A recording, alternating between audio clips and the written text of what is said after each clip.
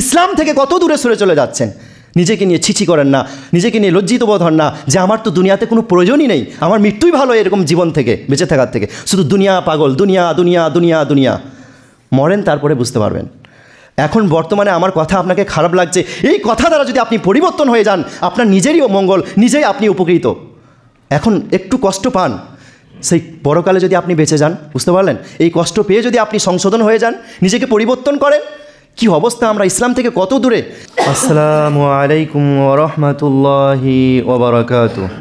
প্রিয় ভাই আমার, আল্লাহ সুবহানাহু ওয়া তাআলা 3 নম্বর সূরা আল ইমরান আয়াত নম্বর 110-এ বলেছেন, কুনতুম খায়রা উম্মাহ, তোমরাই শ্রেষ্ঠ জাতি, উখরিজাত লিন-নাস, তোমাদেরকে মানুষের মধ্যে থেকে বেছে নেওয়া হয়েছে, তা'মুরুনা বিল মা'রুফ ওয়া তানহাউনা আনিল মুনকার। তোমরা কেন শ্রেষ্ঠ জাতি? এজন্যই যে তোমরা মানুষকে সৎ কাজের, ভালো কাজের আদেশ করো এবং মন্দ কাজ থেকে বিরত থাকতে বলো। আপনার এবং আমার কি অবস্থা আজকে, একটা বাস্তব কথা বলি, বুঝতে পারবেন। 10 বছর 12 বছর বয়স হলে মোটামুটি জ্ঞান আসে। তো আমার বয়স যখন 12 বছর 14 বছর 15 বছর, তখন আমরা আমাদের বাড়ির মেয়েদেরকে, পাড়ার মেয়েদেরকে দেখেছি যে আমাদের এলাকায় গরুর গাড়ি খুব আছে, বুঝতে পারলেন? গরুর গাড়ি বা ঘোড়ার গাড়ি বা আরও কিছুতে, রিক্সাতে যখন তারা এক স্থান থেকে অন্য স্থানে যেত, তখন তারা সে বাড়ির একটা কাপড় টেঙে দিত, ভালোভাবে দিয়ে যেত। তো এটা কি পর্দা করাটা কি ফরজ? তো ফরজ। এখন যদি সেভাবে টোটোতে বা কিছুতে এভাবে পর্দা করে যদি কেউ যায়, তো একটা ফরজ বিধান মানবে, এটা সুন্নত নফল নয়, ইসলামিক ফরজ বিধান। দেখবেন গ্রামের মানুষরা কিভাবে সমালোচনা করে, এরা হাজি বিবি হয়ে গেছে, এদের ফ্যামিলিটা একটু বেশি বাড়াবাড়ি, মানে ইসলাম আমরা মানি না, অতিরিক্ত সমালোচনা, অথচ ফরজ বিধান মানবে। তো আপনি হচ্ছেন শ্রেষ্ঠ জাতি। আপনার সামনে যদি কোনো যুবক বা কোনো যুবতী গান বাজিয়ে পার হয়ে যায়, আপনি নিষেধ করবেন না। কেন? এটা তো আম হয়ে গেছে, এটা তো স্বাভাবিক, হতেই পারে। গান বাজছে একটা হারাম জিনিস, যেই হারামের জন্য আপনাকে জাহান্নামে যেতে হতে পারে, যে পর্দা ফরজ, যে পর্দা না করার জন্য আপনাকে জাহান্নামে যেতে হতে পারে। সুন্নত নফল ছেড়ে দিলাম, ফরজ এবং হারাম এই দুটি জিনিস তো একেবারে আবশ্যক। এই দুটি বিষয়ে আমরা কত অবহেলিত। এজন্য উর্দু কবি খুব দুঃখের সাথে বলেছেন, ওয়াজা মে তুম হো নসারা তমাদ্দুন মে হুনুদ, ওয়াদা মে তুম হো নসারা তমাদ্দুন মে হুনুদ, ये वह मुसलमान है जिन्हें देखकर शर्माए यहूद। আমরাই নাকি শ্রেষ্ঠ জাতি। আপনার আর আমার আজকে বর্তমান যে অবস্থা, আমাদেরকে দেখে, আমাদের চাল চলন রীতিনীতি দেখে, আমাদের যে অবস্থা, সেই অবস্থা দেখে ইহুদিরা, যারা ইসলামের সবথেকে বড় দুশ্মন, তারা পর্যন্ত আমাদের দেখে লজ্জা করে, তারাও আমাদেরকে দেখে হাসে, বুঝতে পারলেন? অতএব প্রিয় ভাই আমার, নিজের জীবনকে যদি পরিবর্তন করতে চান, তাহলে আপনার জন্য সবথেকে বেশি প্রয়োজন হলো মহাগ্রন্থ আল কোরআন জানতে হবে।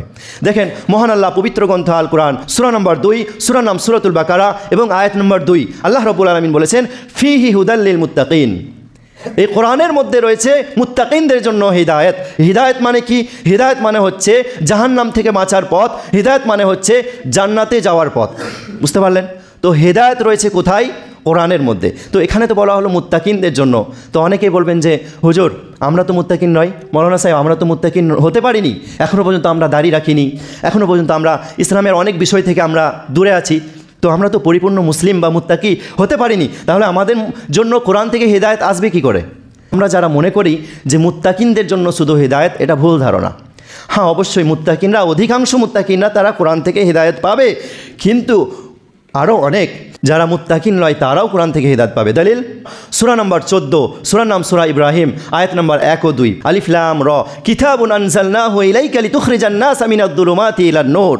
আল্লাহ সুবহানাহু ওয়া তাআলা বলছেন যে কিতাবুন, এই মহাগ্রন্থ আল কোরআন এমন একটা গ্রন্থ, এমন একটা কিতাব, আনজালনাহু ইলাইক, নবী মুহাম্মদ সাল্লাল্লাহু আলাইহি ওয়াসাল্লাম, যে গ্রন্থ আমি আপনার উপর অবতীর্ণ করেছি। কে বলছেন? আল্লাহ সুবহানাহু ওয়া তাআলা। কেন?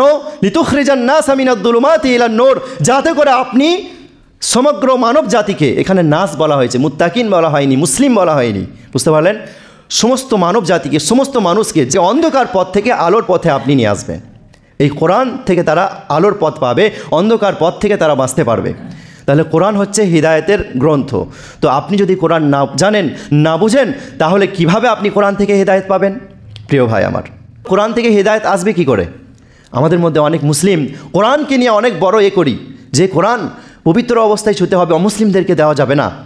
কোরআন অমুসলিমরা হিদায়াত পাবে কীভাবে তাদেরকে যদি কোরআন না দেওয়া হয়? তো কোরআনের অনুবাদ তাদেরকে অবশ্যই দিতে হবে, বুঝতে পারলেন? দেখেন, আমরা কোরআনকে নিয়ে করি, অথচ আমরা নিজেরাই কোরআন থেকে দূরে। কোরআন থেকে দূরে, কোরআনকে দেখে যেন মনে হয় অ্যাটম বম, কোরআনকে আশেপাশে রাখা যাবে না, বাড়ির সব থেকে উঁচু স্থানে আমরা কোরআনকে রেখে দিই। প্রথমে একটা চেয়ার বা টেবিল আনি, সেই টেবিলের ওপরে, চেয়ারের ওপরে উঠি, তারপরে কোরআনটা উঁচু স্থানে তাকে তুলে রেখে দিই, এবং সেই কোরআনটা একটা দামি কাপড় দিয়ে একেবারে লম্বা দড়ি দিয়ে আমরা বেঁধে রেখে দিই। আপনার হাতে মাত্র 10টা মিনিট সময় আছে, আপনার মনে ইচ্ছা হলো যে আপনি কোরআন তেলাওয়াত করবেন, কোরআন পাঠ করবেন।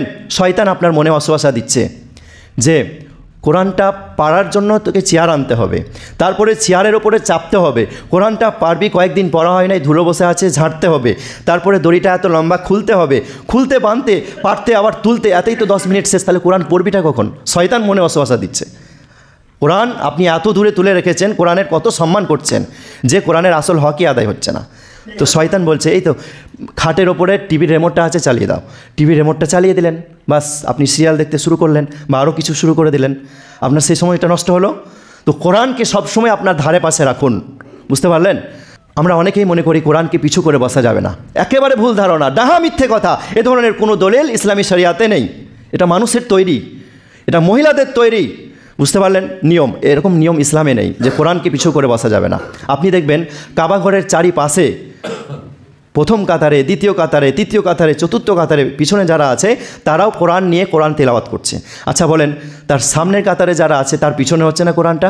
অবশ্যই হচ্ছে। আমি যদি কোনো মিথ্যা মনে হচ্ছে তা আপনি দেখবেন, লাইভ দেখবেন। আলহামদুলিল্লাহ এখন সোশ্যাল মিডিয়া সুবিধা, আপনি মক্কার লাইভ দেখেন, যারা হজ করতে গেছেন, যারা উমরা করতে গেছেন, তাদেরকে জিজ্ঞেস করেন যে পিছনে কাতারে যারা কোরআন তেলাওয়াত করছে, কোরআন দেখে, তো সামনে কাতারের মানুষদের পিছনে কোরআন হচ্ছে কি হয় না? তো কোরআনের অতিরিক্ত সম্মান করতে গিয়ে কোরআন থেকে আমরা দূরে। শুধু কোরআন আরবি ভাষাতে তুতাবাকির মতো পড়ার মধ্যে সীমাবদ্ধ আছি, ওটাতেও আমরা তা থেকেও দূরে, বুঝতে পারলেন? তো কত দুঃখ লাগে যে আমরা কোরআন আমাদের সম্পূর্ণ জীবন ব্যবস্থা, কোরআন নাকি আমাদের হিদায়তের পথ দেখাবে। আমরা জানি যে একজন অমুসলিম ব্যক্তি, তিনি বয়স্ক, মুরিস বুকাইলি, তিনি মহাগ্রন্থ আল কোরআনের ভুল ধরার জন্য কোরআন পড়তে শুরু করলেন, কোরআনের অনুবাদ, কোরআনের তাফসির পড়তে শুরু করলেন। কোরআন তিনি নিজ মাতৃভাষায় বুঝতে বুঝতে কোরআনের ভুল ধরার জন্য, উদ্দেশ্য কিন্তু ভুল ছিল, তো কোরআনের ভুল ধরার জন্য তিনি অ্যারাবিক গ্রামার কমপ্লিটভাবে বিশুদ্ধভাবে শিখলেন। কেন? তার একেবারে নিখুঁতভাবে আরবি শেখার মূল কারণটা কী ছিল? কারণ আমি যে ভুলটা ধরবো কোরআনের, এই ভুলটা যাতে বিশ্বের সমস্ত ওলামায়ে কেরামগণ এক বাক্যে মেনে নেয় যে হ্যাঁ এটা অবশ্যই কোরআনে ভুল আছে। এজন্য তিনি নিখুঁতভাবে শিখলেন আরবি ভাষা, গ্রামার সহ। তারপরে তিনি কোরআনের অনুবাদ পড়তে শুরু করলেন। সুবহানাল্লাহ। আরবি ভাষা যখন আপনি শিখে যাবেন কমপ্লিটভাবে, তারপরে যখন কোরআন পড়বেন, তখন কোরআনের অর্থগুলো যখন আপনি বুঝতে শিখবেন, তখন তার মজাই আলাদা, বুঝতে পারলেন? আপনার ইমানের স্বাদই পাবেন এক রকমের আলাদা। তো সেই মুরিস বুকাইলি একজন অমুসলিম ব্যক্তি, বয়স্ক ব্যক্তি, তিনি কোরআনের অনুবাদ পড়তে পড়তে মহান আল্লাহর বাণীতে আকৃষ্ট হয়ে তিনি কোরআনের ভুল ধরবেন কোথায়? তিনি নিজেই ইসলামে প্রবেশ করে গেলেন। সুবহানাল্লাহ। তো বলেন, আপনি কি অমুসলিম? আপনি কি বয়স্ক ব্যক্তি? তাহলে একজন অমুসলিম হয়ে, একজন বয়স্ক ব্যক্তি হয়ে যদি আপনার ধর্মের গ্রন্থ আল কোরআনকে বিশুদ্ধভাবে তিনি শিখতে পারেন, তাহলে আপনি কেন পারবেন না? কেন পারবেন না? এটা আপনার অবহেলা নয় তো কি? আপনাকে দেখা যায় অনেক সময় যে খবরের পেপার, কাগজ, আপনি সেই পেপার ছোট্ট ছোট্ট লেখা, 4 পৃষ্ঠা 5 পৃষ্ঠা আপনি পড়ে শেষ করে দিচ্ছেন, অথচ একেবারে ছোট ছোট লেখা দেশের খবরাখবর নেওয়ার জন্য। অথচ আপনাকে যদি প্রশ্ন করা হয়, প্রিয় ভাই আমার, মহাগ্রন্থ আল কোরআন থেকে একটা আয়াত আপনি সারাদিনে অর্থ বুঝে পড়েছেন? আপনি বলবেন যে না। কত হতভাগা আমরা, বুঝতে পারছেন? আজকে বর্তমানে আমরা মুসলিমরা ইসলামের গুরুত্ব বুঝি না, তার মূল কারণ হলো আমরা কোরআন থেকে দূরে। সাহাবায়ে কেরাম রাদিয়াল্লাহু আনহুম তারা কোরআনের আলোকে আলোকিত হয়ে, কোরআন জেনে বুঝে, কোরআনকে নিজের জীবনে বাস্তবায়ন করে সারা বিশ্বের সবথেকে শ্রেষ্ঠ ব্যক্তি হয়ে জীবিত ছিলেন এই পৃথিবীতে। কিন্তু বর্তমানে আজকে আমরা মুসলিমরা মুসলিম হয়ে পৃথিবীতে লাঞ্ছিত, ঘৃণিত হয়েছি। দেখবেন কিভাবে? প্রিয় ভাই আমার, আমরা মুসলিমরা শুধু নিজের গ্রামে গ্রামে নয়, নিজের পাড়ায় পাড়ায় নয়, নিজের থানায় থানায় নয়, নিজের জেলায় জেলায় নয়, নিজের রাজ্যেই নয়, নিজের স্টেটেই নয়, নিজের দেশেই নয়, বরং সারা বিশ্বে মুসলিমরা লাঞ্ছিত, ঘৃণিত, অপমানিত, অবদস্ত, পদদলিত হয়েছে শুধুমাত্র একটাই কারণ, সেটা হচ্ছে মহাগ্রন্থ আল কোরআন থেকে দূরে থাকার জন্য। এজন্য উর্দু কবি বলেছেন, ওহ জমানে মে মুআজ্জাজ থে মুসলমান হোকর, ওহ জমানে মে মুআজ্জাজ থে মুসলমান হোকর, আর আজ হাম খার হয়ে তারিকে কোরা হোকর। সে যুগে সাহাবায়ে কিরাম রাদিয়াল্লাহু আনহুম তাদের ঈমান এত বেশি মজবুত ছিল, এত বেশি মজবুত ছিল যে রাসূলুল্লাহ সাল্লাল্লাহু আলাইহি ওয়াসাল্লাম বলেছেন, লা তাসুব্বু আসহাবি, তোমরা আমার সাহাবীদের গালি দিও না। আল্লাহ আল্লাহর কসম, যদি সাহাবায়ে কিরাম রাদিয়াল্লাহু আনহুম এক মুষ্টি সোনা আল্লাহর রাস্তায় দান করে, আর উহুদ পাহাড় কত বড় পাহাড়, সেই উহুদ পাহাড় সমপরিমাণ সোনা যদি তোমরা আল্লাহর রাস্তায় দান করো, তারপরও তোমরা তাদের সমপরিমাণ নেকি ও সওয়াব অর্জন করতে পারবে না। তো সাহাবায়ে কিরাম রাদিয়াল্লাহু আনহুম তাদের ঈমান এত মজবুত হলো কিভাবে? কোরআনের আলোকে আলোকিত হয়ে, কোরআনকে জেনে বুঝে, কোরআন নিজের জীবনে বাস্তবায়ন করে। তো তারা ওহ জামানে মে মুআজ্জাজ থে মুসলমান হোকার, তারা মুসলিম হয়ে সারা বিশ্বের শ্রেষ্ঠ ব্যক্তি হয়ে জীবিত ছিলেন। কিন্তু বর্তমানে আজকে আমরাও মুসলিম, আমরা মুসলিম হয়ে পৃথিবীতে লাঞ্ছিত, ঘৃণিত, অপমানিত হয়েছি কোরআনকে ছেড়ে দিয়ে। বুঝতে পারছেন প্রিয় ভাই আমার? কোরআনকে জানুন, বুঝুন। যদি কোরআন আপনি না জানেন, তাহলে আপনি লাঞ্ছিত হবেন, ঘৃণিত হবেন, আপনি ক্ষতিগ্রস্ত হবেন, এটাই স্বাভাবিক। আল্লাহ আপনার সাথে ওয়াদা করেছেন যে আপনি যদি হিদায়াতের পথে থাকেন, আর হিদায়াত কোথায় থেকে পাবেন? আমি দলিল দিলাম, সূরা বাকারা 2 নম্বর সূরা 2 নম্বর আয়াত, ফিহি হুদাল লিল মুত্তাকিন, কোরআন থেকে হিদায়াত পাবেন। বুঝতে পারলেন? তো আপনি যদি হিদায়াতের পথে থাকেন, তাহলে পৃথিবীর কোনো মানুষ আপনার কিঞ্চিত পরিমাণ ক্ষতি করতে পারবে না। এর দলিল কোরআন থেকে আছে। আপনি জানেন না, এটা আপনার ভুল। আপনি মুসলিম, কিন্তু কোরআন জানেন না, বুঝেন না, কোরআন জানার সময়ও বের করেন না কোরআন জানার জন্য।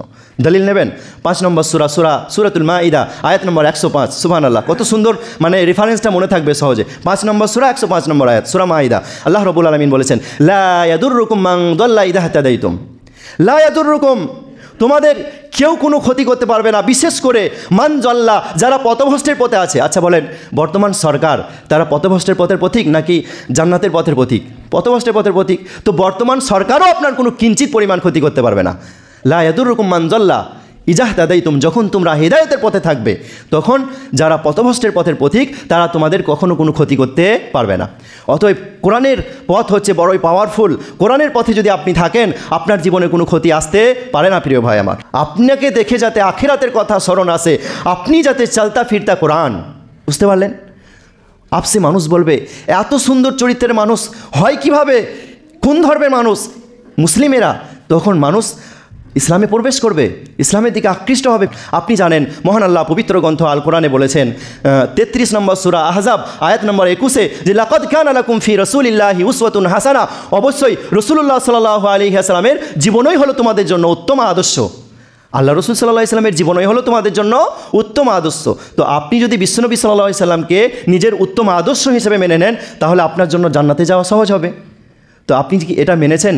এজন্য করণীয় কি? বিশ্বনবী সাল্লাল্লাহু আলাইহি ওয়াসাল্লামের আখলাক, চরিত্র, ব্যবহার জানতে হবে।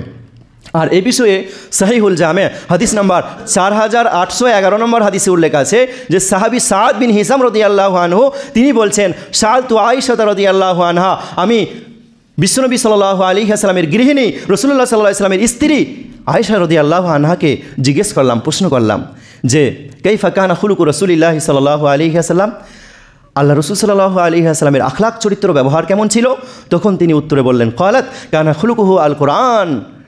মা আয়েশা রাদিয়াল্লাহু আনহা উত্তরে বললেন, রাসূলুল্লাহ সাল্লাল্লাহু আলাইহি ওয়াসাল্লামের আখলাক, চরিত্র, ব্যবহার ছিল কোরআনের মতো। অতএব প্রিয় ভাই আমার, আপনি যদি কোরআনকে নিজের মাতৃভাষায় না জানেন, না বুঝেন, তাহলে আপনি বিশ্বনবী সাল্লাল্লাহু আলাইহি ওয়াসাল্লামের চরিত্র, নবী সাল্লাল্লাহু আলাইহি ওয়াসাল্লামের জীবনী জানতেই পারবেন না। তাহলে আপনার নবী সাল্লাল্লাহু আলাইহি ওয়াসাল্লামকে নিজের আদর্শ হিসেবে গ্রহণ করাই হবে না। আপনি জান্নাতের পথ কিভাবে পাবেন? বুঝতে পারছেন? সময় কম থাকার জন্য আমি আন্তরিকভাবে দুঃখিত। এখান থেকে আমার বক্তব্য ইতি করলাম। ওমা আলাইনা ইল্লাল বালাগ। হামিদা ও মুসাল্লিয়ান ওবাদ, আউযু বিল্লাহি মিনাশ শাইতানির রাজিম। প্রিয় ভাই আমার, আমাদের সমাজে দেখবেন, আমরা যখন মানে অসুস্থ হয়ে পড়ি, অসুস্থ হয়ে যাওয়ার জন্য আমরা কি করি? আমরা প্রথমে বড় ডাক্তারকে দেখাই। সেই ডাক্তারবাবু ইংরেজিতে প্রেসক্রিপশনে কিছু ওষুধের নাম লিখে দেন এবং খাওয়ার নিয়ম নীতি লিখে দেন, যে কখন খেতে হবে, খালি পেটে না ভরা পেটে, সকালে না সন্ধে, সব কিছু লিখে দেন বিস্তারিত। এখন আপনি বলেন, আপনি যদি সেই ওষুধের প্রেসক্রিপশনটা ইংরেজিতে পড়ে নেন, তাহলে আপনি সুস্থ হয়ে যাবেন? অসম্ভব, নামুমকিন, ইম্পসিবল, কখনোই আপনি সুস্থ হতে পারেন না। তাহলে আপনার করণীয় কী হবে? ওষুধের দোকানে গিয়ে আপনাকে ভালোভাবে জেনে বুঝে নিতে হবে, তারপর ওষুধটা কিনে তারপরে সে অনুযায়ী খেতে হবে, তারপরে আপনি সুস্থ হবেন। ঠিক অনুরূপভাবে এই মহাগ্রন্থ আল কোরআন, এটা হচ্ছে আপনার জীবনের গাইডবুক, এটা হচ্ছে আপনাকে জান্নাতের পথ দেখাবে। এই কোরআন আপনাকে জাহান্নাম থেকে বাঁচাবে। কোরআন হচ্ছে হিদায়েতের গ্রন্থ। তো আপনি যদি কোরআন না জানেন, না বুঝেন, তাহলে কিভাবে আপনি কোরআন থেকে হিদায়েত পাবেন? প্রিয় ভাই আমার, কোরআনের ওপর ঈমান এনেছি। আমরা বিশ্বাস করি মুসলিম হিসেবে যে এই মহাগ্রন্থ আল কোরআন হচ্ছে আমাদের সম্পূর্ণ জীবন ব্যবস্থা, জীবন সংবিধান এবং জীবন পথের দিক দিশারি। তো এই কোরআন যদি আপনার জীবনের গাইড বুক হয়, এই কোরআন যদি আপনার হৃদায়তের পথ দেখায়, তাহলে আপনার এবং আমার উচিত সেই কোরআনকে সম্পূর্ণরূপে নিজের মাতৃভাষায় জানা এবং বোঝা। অথবা আপনার কাছে যেই ল্যাঙ্গুয়েজ, যেই ভাষা সব থেকে সহজ, সেই ভাষাতে অন্তত এই মহাগ্রন্থ আল কোরআনকে জেনে নেওয়া। বুঝতে পারলেন? এই কোরআন আপনাকে জাহান্নাম থেকে বাঁচাবে। এই জন্য হাদিসে বলা হয়েছে যে কোরআন কিয়ামতের দিবসে কারো পক্ষে সাক্ষ্য দেবে, অথবা কোরআন কিয়ামতের দিবসে কারো বিপক্ষেও সাক্ষ্য দেবে। আপনি যদি কোরআন থেকে দূরে থাকেন, কোরআন কিয়ামতের দিবসে আপনার বিপক্ষে সাক্ষ্য দেবে, এতে কোনো সন্দেহ নেই প্রিয় ভাই আমার। কোরআন জানুন, বুঝুন। আপনার যত বয়স হয়েছে, যত বছরই হয়েছে না কেন, আপনি কোরআন বুঝুন। একটা বাস্তব উদাহরণ দিয়ে দিই প্রিয় ভাই আমার। ছোটো ছোটো বাচ্চা ছেলে মেয়েদেরকে আমরা বলি, বাবু তুমি কোন ক্লাসে পড়ো? সে উত্তরে বলে ক্লাস 4-এ পড়ি। 5 বছর পরে যখন জিজ্ঞেস করি কোন ক্লাসে পড়ো, সেই একই ছাত্র অথবা একই ছাত্রী উত্তরে বলে আমি ক্লাস 4-এ পড়ি। আচ্ছা বলেন, আমরা সমাজের মানুষরা সেই ছাত্রছাত্রীর ওপর কত বেশি বিরক্ত হয় যে মাথায় বুদ্ধি নেই, 5 বছর থেকে একটা ক্লাসে ফেল করে আছে। অনেক রকম বিরক্ত বোধ হয়। তারপরে বিভিন্ন রকম মন্দ ভাষা বলে, লজ্জাদায়ক কথা বলে তাদেরকে লজ্জা দিয়ে থাকি, ছিচি করে থাকি, তাই না? কিন্তু আমরা নিজেকে নিয়ে একটু ছিচি করি না। একটা বাচ্চা ছেলে, সে ক্লাস 4-এ মাত্র 5 বছর পড়ে থাকছে ফেল হয়ে, তাতে আপনার কষ্ট হচ্ছে। এমনকি যেই পিতামাতা নিজের সন্তানকে খুবই ভালোবাসে, সেই নিজের পিতামাতা পর্যন্ত নিজের সন্তানের উপর বিরক্ত বোধ হন। আপনাদের অনেক রকম বয়স আছে, কারো 40, 45, কারো 50, কারো 55, কারো 60। আমি যদি প্রশ্ন করি, আচ্ছা বলেন, এই মহাগ্রন্থ আল কোরআন নিজের মাতৃভাষায় বোঝা তো দূরের কথা, এই কোরআন থেকে কয়টি সূরা আপনার মুখস্থ আছে? তখন আপনাদের মধ্যে অনেকে উত্তরে বলবেন যে মৌলানা সাহেব, যখন আমার 10 বছর, 12 বছর, 15 বছর বয়স ছিল, তখন মক্তবে 10টি সূরা মুখস্থ করেছিলাম, অলরেডি 5টি ভুলে গেছি, আর মাত্র 5টি মুখস্থ আছে। 5টি ভুলে গেছি, তার মানে ক্লাস 4 থেকে কেজি 1-এ নেমে যাচ্ছেন, শিশু 1-এ নেমে যাচ্ছেন, নিজেকে নিয়ে লজ্জিত নয়। সে ছিল মাত্র 5 বছর একটা ক্লাসে ফেল করে। আর আপনি কত বছর আছেন হিসাব করেন আপনার বয়স। আপনি মক্তবে 12 বছরে বা 10 বছরে সূরা মুখস্থ করেছিলেন। এখন বর্তমান আপনার বয়স কত বছর? আপনি একটা ক্লাসে থাকছেন না, ফেল করে নিচে নেমে যাচ্ছেন, ইসলাম থেকে কত দূরে সরে চলে যাচ্ছেন। নিজেকে নিয়ে ছিচি করেন না, নিজেকে নিয়ে লজ্জিত বোধ হন না যে আমার তো দুনিয়াতে কোনো প্রয়োজনই নেই, আমার মৃত্যুই ভালো এরকম জীবন থেকে, বেঁচে থাকার থেকে। শুধু দুনিয়া পাগল, দুনিয়া দুনিয়া দুনিয়া দুনিয়া। মরেন, তারপরে বুঝতে পারবেন। এখন বর্তমানে আমার কথা আপনাকে খারাপ লাগছে, এই কথা দ্বারা যদি আপনি পরিবর্তন হয়ে যান, আপনার নিজেরই মঙ্গল, নিজেই আপনি উপকৃত। এখন একটু কষ্ট পান, সেই পরকালে যদি আপনি বেঁচে যান, বুঝতে পারলেন? এই কষ্ট পেয়ে যদি আপনি সংশোধন হয়ে যান, নিজেকে পরিবর্তন করেন, কি অবস্থা! আমরা ইসলাম থেকে কত দূরে। আমাদের মধ্যে অনেকেই বলেন, এই উদাহরণটি দিয়ে ইনশাআল্লাহ আমার বক্তব্য শেষ করব। অনেক কিছু বলা ছিল, এই বিষয়ে আলোচনা করলে আপনাদের মন ভরে যাবে বিস্তারিত। তো এটাই শেষ কথা। অনেকেই বলবেন, কোরআন জানলে বুঝলেই তো শিখতে হবে, মানে মানতে হবে, আর না মানলে তো বেশি গোনা, অতএব কোরআন জানারই দরকার নেই, বোঝারই দরকার নেই। এমন প্রশ্ন অনেকেই করে থাকেন, তাই না? আর এটা সত্য কথা, যারা কোরআন জানে বুঝে তারা যদি কোনো ভুল করে, তাদের গুনার পরিমাণ অনেক বেশি যে না জেনে করে তার তুলনায়। ঠিক তো? এরপর আপনারা জ্ঞানী ব্যক্তি, আপনাদের সাধারণ বুদ্ধি আছে, আপনারা সকলেই মন দিয়ে শুনবেন উদাহরণটি, যে কোরআন জানলে বেশি ভালো নাকি না জানলে বেশি গুনাহ, কোরআন না জানলে বেশি গুনাহ নাকি কোরআন জানলে বেশি গুনাহ। এরপর দেখেন, ধরেন 2 জন ড্রাইভার, ঠিক আছে? তো 2 জন ড্রাইভার মধ্যে একটা পাক্কা ড্রাইভার, লাইসেন্স আছে, সে যদি অ্যাক্সিডেন্ট করে তাহলে তার জরিমানা হবে 50,000 টাকা। ভালোভাবে মনে রাখবেন, 50,000 টাকা জরিমানা। আর একজন ড্রাইভার, সে গাড়ি চালাতে খুবই ইচ্ছুক, খুবই আগ্রহী গাড়ি চালাতে, কিন্তু বাইক ধরে আর ছেড়ে দেয়। সে বাইক চালাতে শুরু করে আর ছেড়ে দেয়, খুবই ভীতুক, অতিরিক্ত ভয় করে। তো দেখা গেল এই ব্যক্তি 10 বছরে একটা করে অ্যাক্সিডেন্ট করলো। কয়টা হলো? 10টা। এর জরিমানা কত হবে? যেহেতু এ ড্রাইভার নয়, এর লাইসেন্স নেই, এজন্য গুনাহ কম, মানে এর জরিমানা কম। কত? 25,000 টাকা। আর যে ব্যক্তি জেনে বুঝে, যার লাইসেন্স আছে, সে 10 বছরে দেখা গেল মাত্র 3টে অ্যাক্সিডেন্ট করলো। বুঝতে পারলেন? 3টে অ্যাক্সিডেন্ট না হতেও পারে 10 বছরে। আর ওর যে বছরে একটা করে ধরলাম, 10 বছরে 10টা অ্যাক্সিডেন্ট, ওর থেকে আরও অগাধ অ্যাক্সিডেন্ট হতে পারে, আরও বেশি হতে পারে। যেহেতু সে অনেক ভয় করে, সে গাড়ি চালাতে ধরে আর ছেড়ে দেয়, অনেক অতিরিক্ত ভয় করে, খুবই ভীতুক। তো আচ্ছা বলেন, আপনি হিসাব করেন, 10 বার অ্যাক্সিডেন্ট করলে 25,000 টাকা জরিমানা কত হয়? আর 3 বার যদি অ্যাক্সিডেন্ট করা হয় 10 বছরে, 50,000 টাকা জরিমানা কত হয়? তাহলে কোনটার জরিমানা বেশি হচ্ছে, কোনটার পাপ বেশি হচ্ছে? ঠিক অনুরূপভাবে আপনি যদি এই পৃথিবীতে কোরআন না জেনে বসবাস করেন, তাহলে আপনি এমন কোনো কাজ করবেন যেটা আপনি বুঝতেই পারবেন না যে এটা গুনাহ, এটা পাপ, অথচ আপনার দ্বারা পাপ হয়ে যাচ্ছে। কোরআন যদি আপনি না জানেন না বুঝেন, আপনি ভাববেন যে এটা আমি ইসলামিক আমল করছি, অথচ সেটা বিদাত, আর বিদাতের পরিণামই হচ্ছে জাহান্নাম, মানে ওটা বড় পাপ, আপনার জাহান্নামে যাওয়ার কাজ করছেন। বুঝতে পারলেন? অতএব কোরআন জানুন, কোরআন জানলে সব বিষয়ে আপনি জ্ঞান পাবেন ইনশাআল্লাহ। তো যখনই আপনি কোরআন জানবেন, আপনার দ্বারাতে যদি ভুল হয়ও আর যদি গুনার পরিমাণ বেশিও হয়, তাহলে আপনার ভুল কম হবে, আপনার গুনার পরিমাণ বেশি কিন্তু ভুল কম। আর যে কোরআন না জেনে পাপ করছে সে অহরহ পাপ করছে, অসংখ্য। যদি দুইজনকে যদি হিসাব করা হয় তাহলে দেখবেন যে কোরআন জানেনি, শিখেনি, বুঝেনি, তার গুনাহ অনেক বেশি তার তুলনায়, সেই আলেমের তুলনায় যে কোরআন জেনে বুঝে তার দ্বারা পাপ হয়ে গেছে। সেও তো মানুষ তো ভুলের ঊর্ধ্বে নয়। মানে কোরআন না জেনে যদি আপনি ভুল করেন তো আপনার দ্বারা ভুল অনেক বেশি হবে, এটাই স্বাভাবিক, এটা আমি বোঝাতে চেয়েছি। অতএব কোরআন যদি আপনারা না জানি তাহলে আমাদের জীবনে বেশি গুনাহ হবে। তাই পরিশেষে আল্লাহর কাছে দোয়া করি, হে আল্লাহ, তুমি আমাদের সকলকেই এই আল কোরআন নিজের মাতৃভাষায় জেনে বুঝে তা নিজেদের জীবনে বাস্তবায়ন করে চলার তৌফিক দাও। আমিন। আকুলু কাউলি হাদা আস্তাগফিরুল্লাহ লি ওয়া লাকুম ওয়া লিসাইরিল মুসলিমিন। আমিন।